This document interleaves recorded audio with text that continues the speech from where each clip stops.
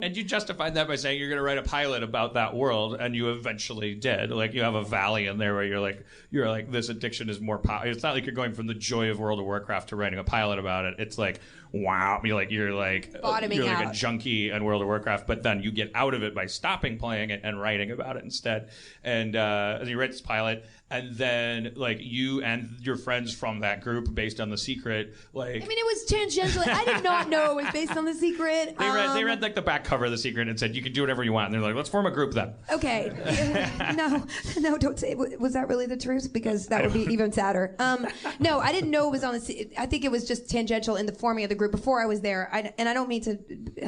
Now I'm sweating. Anyway, so it was fine. It was 4 or 5 ladies, and every week we'd get together, and I wrote the script, and nobody wanted to make it because they were like, I don't understand how you use a computer to talk to other people with a game, because that was, 7, 8 years ago, and people were not that savvy, and YouTube had just started. So my friend was like, let's shoot it and put it online, and that was literally the start of everything I've done. Just kind of braving the terror and deciding to pick up a camera and shoot. Yeah, and you hunkered down, and like the description of the shit, the amount of work that you guys put into that thing, well, not accepting help from a system that was like, well, we'll do this, but we'll own it all and stuff, and you repeatedly kept resisting that urge, and we're really one of the first. I mean, because this is back again, another.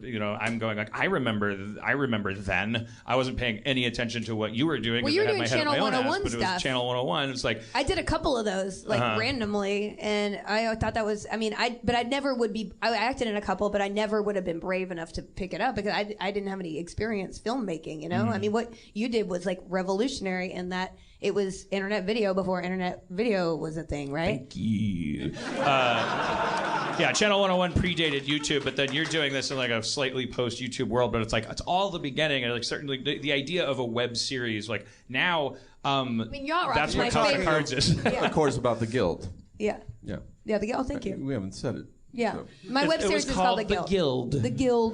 But, yeah, Yacht Rock was one of my favorite things in the world. Like... truly a masterpiece of cinema. Thank you. We were in that. We were in it. Dan and I. DeMorge was in it. But the Guild lasted 6 seasons? 6 years. It was 6 years of videos. And we actually weren't on YouTube except for the first season. So we shot the first 3 episodes, and I tell in dramatic detail about shooting in your house, which is not a fun thing because people will go number 2 in your toilet copiously, and then you'll have to clean it later, which is, I'm a hypochondriac. I don't want anybody else's poop in my house. And I have to say that's the one chapter where it was like, she lost me. Because of my Channel 101 background, I'm like, because I would not thinking that you're a bad person, but just thinking like, oh no, we might have not been friends or something if we had encountered it. Because you of like, yeah, I left a Diet Coke can under your couch mattress. I was boom operating for 8 hours. Like, it's your show. Okay, listen, I was trying. I had to read. That was actually the hardest chapter to write because I wrote it. Because I don't know if you start to believe your own mythology, or you're just so used to telling people about the story. And I was so grateful, and I was like, I would list every single person who came for free, and my editor was like, this is not good. Like, no one, I understand that you want to thank the Kenny, who is your podcaster, who showed up to set every single day, and, and all these other people that you're listing who volunteered, Colleen and Bob, who were furries, and they donated their furry costumes to season 5. Like, and I would go in copious lists of trying to thank everybody, and then in that chapter, she was like, you have to be funnier. So that was why I took the angle, and yes, the Coke can ring on my dining room table pisses me off because I had to do like a Monk guest star to pay for that table because I was gonna go to IKEA, but I was like, oh, I got a guest star, I could get a table, a real lady table. So but that's like, ironic because Monk isn't he like he's Sherlock Holmes, but he hates like soda rings on the table. Yeah. He's like, you didn't use a coaster, you murdered him. And they're like, no, I didn't. He's like, who are you gonna believe? I'm Monk. I've never seen the show, but you got it. You nailed it. But I agree with your publisher, whoever said that. Because it's a couple of pages or 20 minutes of audio during which I'm like, well, come on, who cares if someone uses a coaster? But it's important because you're planting the seeds there, because this turns out to be a very actually needlessly, because it could have been a good book anyway, like you're a likable person and you're sharing your story and people want to hear it, but you really like crucify yourself like as it go. Like you walk all the way up Golgotha with this, and it's like it starts with like Diet Coke rings on the table, but you're taking that somewhere, and like you're very, very confessional and thorough about chronicling a nervous breakdown. Yeah, and which started way earlier than I would have thought, and not before I wrote about my story. You use the word panic attack from the beginning, and I was like, I wonder if she means real panic attacks or like if she's but oh no, real ones. Like I can remember vividly. I auditioned for and this was actually when I kind of broke away from acting and was just like, I'm going to do the web thing for a while. I was testing for a show called like Samantha Who, which was a Christina Applegate show, and it was testing against Melissa McCarthy and an Asian girl, and I was like, and it was Melissa McCarthy before she was Melissa McCarthy, and when she was just Asian. Yeah. It's weird. She had a lot of surgery. It's interesting. I mean, her community came down on her so hard about that surgery, but it turned out it made her a superstar. Yeah, it really did. They always say don't get the surgery. Yeah, be true to yourself, except don't in Hollywood. But I went in and I tested for that, and I literally had such a panic attack that I could not. I mean, my hand was, I'm not kidding. It was the most, and when I had a panic attack, and I noticed, in going through a lot of therapy and stuff like that, like, oh, you were plagued with panic attacks your whole life. And out of body, like kind of looking like, wow, you're terrible. Like I can see what you're doing and it's not effective. And it was so bad, the audition, I walked out and it was the most ashamed I've ever felt in my whole entire life. And at that point I was just like, I think I need to back off and just do the web more. But I don't know where I was going with this. It was very traumatic. The panic attack. It's the guilt that starts to consume you. Ironically, you create this thing, and again, I relate to this. Like you're at the height of your story goes from a meeting with the goddess, which is like Comic-Con. You're hanging out with Joss Whedon, and you're like, I can't believe I built myself without permission. You use the phrase without permission, which was like, yeah, exactly. Like I did this without permission. And then like the second half starts to take, because it's, if you haven't like checked in about this like compulsion, this engine, like if the whole time everyone's just going like go get him, and you're the whole time you have like these little ghosts in your head, so then you start to get, with nothing else to destroy you but yourself, you start to destroy yourself kind of. Like, a little bit, yeah. I mean, essentially, we were shooting for 6 seasons, and it seems like, oh, you're so successful. I mean, we were successful. We had a little bit of a budget, but essentially we were making an extremely low-budget movie in my house for 6 years. I was the only writer to ever write on the Guild, and it was so, and not only with that I did all the social media, all the marketing, all the appearances, all the coordination. I mean, I would be on the phone like trying to get the cast to a convention, like, where are you? Okay, I'll go meet you outside with a badge. Like, there was no possible way to delegate in my behavior, as well as just not having resources. I mean, we had no resources. So it looks like we got fancier every year, but we did, because everybody's expectation was higher, but we really had no more resources or support to make it bigger. And basically, I did it by just literally working myself almost to death.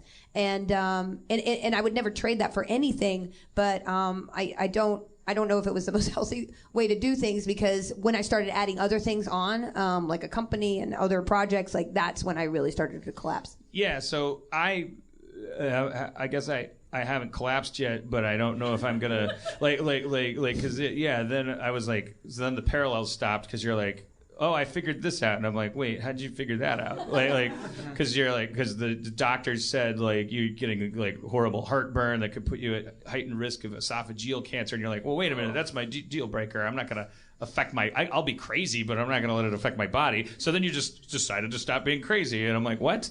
I mean, I just not. If I phrased it like that, I'm definitely still crazy, guys. What you said that I can't understand is that you realized that paraphrasing you, but you realize that the things you do are not who you are.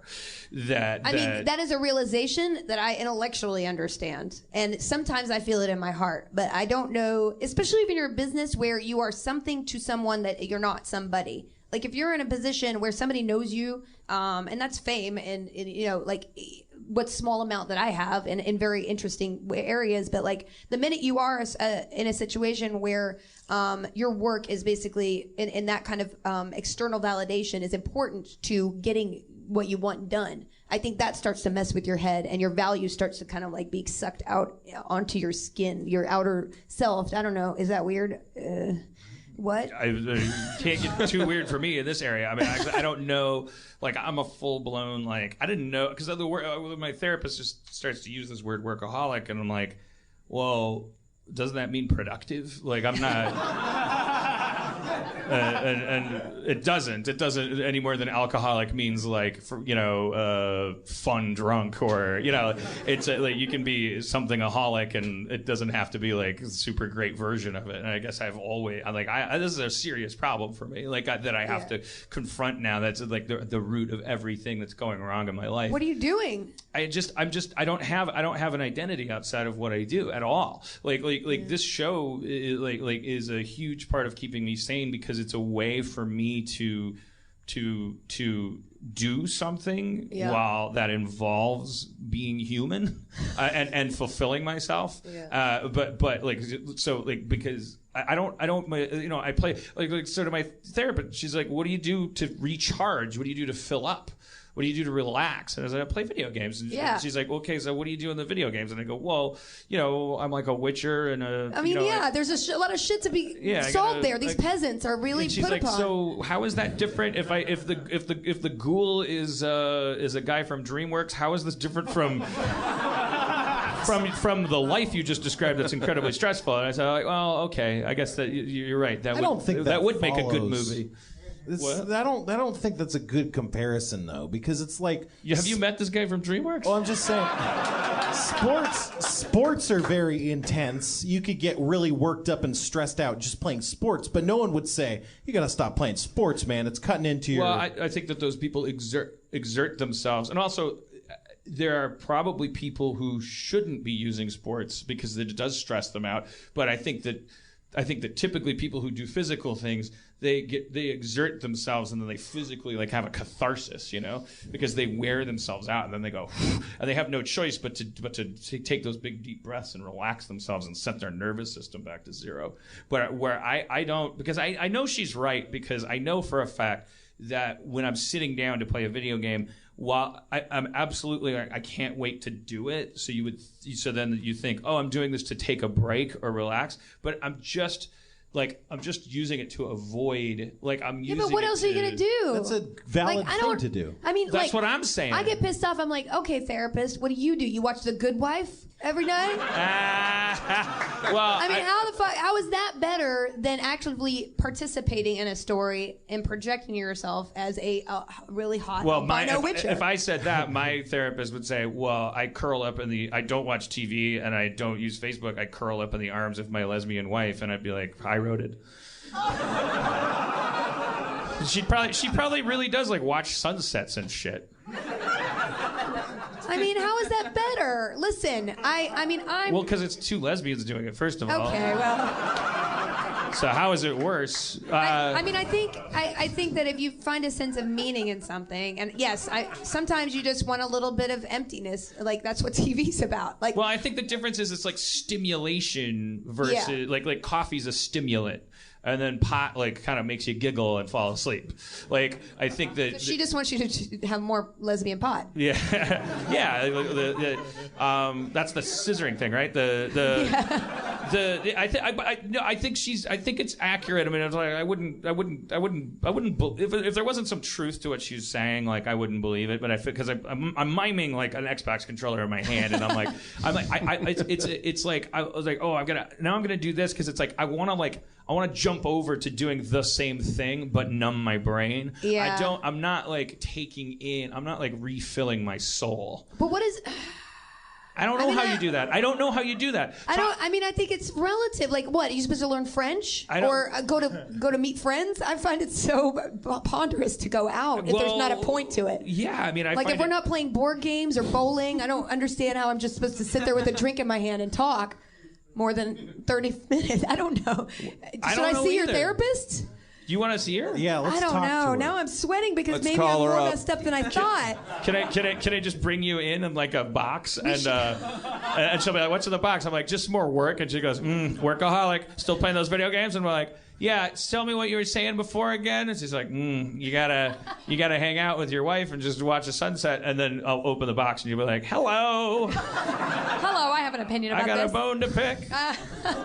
I mean, if I weren't playing video games, I would honestly be. I would think that I don't feel alive if I was not learning something. So I would be like, I'm learning French or Esperanto, or I learned Mandarin Chinese for 6 months because I needed to go to the gym and it sounded good to do that. And Is that true? I did, and I watched a Jet Li movie, and I picked out 7 words, and I was like, my God, I'm amazing. I'm so amazing.